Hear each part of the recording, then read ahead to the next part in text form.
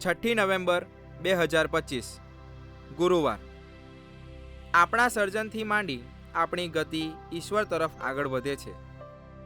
ઈશ્વરે જ એમને પામવાની ઈચ્છા આપણા અંતરમાં મૂકી છે। માનવી આદિકાળથી ઈશ્વરની ખોજમાં છે, પરંતુ ઘણીવાર અજ્ઞાન અને મૂર્ખાઈના કારણે એ અવળે રસ્તે ચડી જાય છે। ઈશ્વરને બદલે એણે સર્જેલ કોઈ નશ્વર વસ્તુને ઈશ્વર માની બેસે છે। મારા જીવનમાં હું કોને યા કઈ ચીજને ઈશ્વરને સ્થાને બેસાડું છું?